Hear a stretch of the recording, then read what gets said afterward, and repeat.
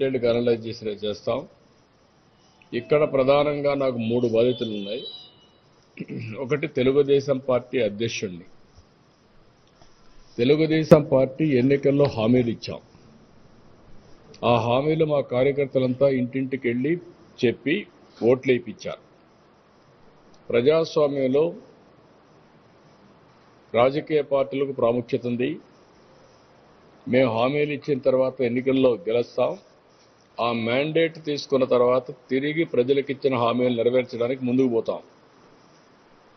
ఇందులో కార్యకర్తలు అనేవాళ్ళు ప్రజాస్వామ్యంలో చాలా కీలకంగా ఉంటారు. దేశ స్థాయిలో కానీ రాష్ట్ర స్థాయిలో కానీ ఎక్కడ కానీ. ఇప్పుడు అలాంటప్పుడు అనేక హామీలు వాళ్ళు ప్రజలకు ఇచ్చారు. ఒక ల్యాండ్ ఇష్యూ కావచ్చు, ఒక పెన్షన్ ఇష్యూ కావచ్చు, ఇంకో సమస్య కావచ్చు, అవన్నీ కూడా హామీలు ఇచ్చి తద్వారా అధికారంలోకి వచ్చాం. అదే మాదిరిగా నేను ఎమ్మెల్యేగా ఉన్నప్పుడు నాకు ఒక ప్రత్యేకమైన బాధ్యత ఈ నియోజకవర్గం పైన ఉంటుంది. నేను కాన్స్టిట్యున్సీని నర్చర్ చేయాలి. 8వ నేను నిలబడడానికి గెలిపించారు. కంటిన్యూగా 8 సార్లు గెలిపించారు.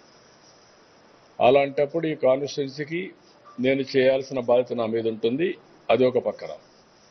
3వది, నేను ముఖ్యమంత్రిని. ముఖ్యమంత్రి అయినప్పుడు ఎక్స్పెక్టేషన్ కూడా ఎక్కువ ఉంటాయి.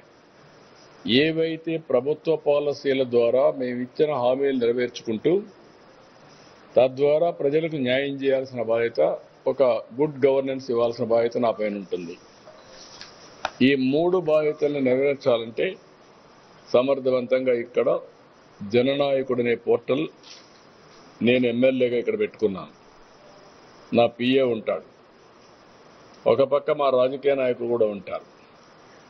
ఇంకో పక్క గవర్నమెంట్ కాడా ఉంటుంది. ఏవైతే జెన్యూన్ ప్రాబ్లమ్స్ అన్ని పరిష్కారం చేయడానికి పీజీఆర్ఎస్ దానికి వెళ్తాయి, ఆ పోర్టల్కి వెళ్ళిపోతాయి. నాకు రియల్ టైం గవర్నెన్స్కి ఇంటిగ్రేట్ అవుతుంది. అందరికీ స్టాండర్డ్స్ ఫిక్స్ చేస్తున్నాం. ఏ అర్జీ వచ్చినా ఎన్ని రోజుల్లో పరిష్కారం చేయాలని. Financial, non financial. ఫైనాన్షియల్ అయితే ఈ టైం, ఒకవేళ రిసోర్సెస్ లేకపోతే ఏ విధంగా చేయాలని ఆలోచించుకుంటా ప్రాధాన్యత క్రమంలో. నాన్ ఫైనాన్షియల్ జెన్యూన్గా ఉంటే, చట్టపరంగా ఉంటే నో నెగోషియబుల్, జీరో టాలరెన్స్, అన్ని పరిష్కారం చేస్తాం.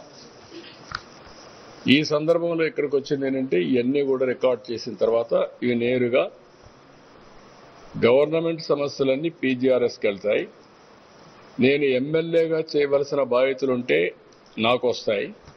ఏదైనా చిన్న చిన్న ఇష్యూస్, కోఆర్డినేషను, లేకుంటే కొంత హెల్ప్ అవన్నీ ఉంటే వ్యక్తిగతంగా చేసే పనులు నాకు వస్తాయి. 3వది, పార్టీ అధ్యక్షుడిగా రావాల్సిన పార్టీ వాళ్ళు సరిగా లేరు అవి కానీ రిపోర్ట్ చేస్తే అవన్నీ పార్టీ అధ్యక్షుడిగా మళ్ళా వస్తాయి. ఇది కోఆర్డినేట్ చేసుకుంటున్నాం.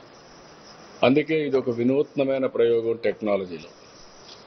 ఒక అతను ఒక అర్జీ ఇస్తే ఆ అర్జీ తీసుకున్న తర్వాత ఒక రిక్వెస్ట్ కావచ్చు, ఒక అర్జీ కావచ్చు, ఒక పిటిషన్ కావచ్చు, ఏదైనా ఒక నిర్దిష్టమైన సమయంలో ఆ సమస్య పరిష్కారం చేసి మళ్ళీ అతనికి ఇన్ఫార్మ్ చేయడం.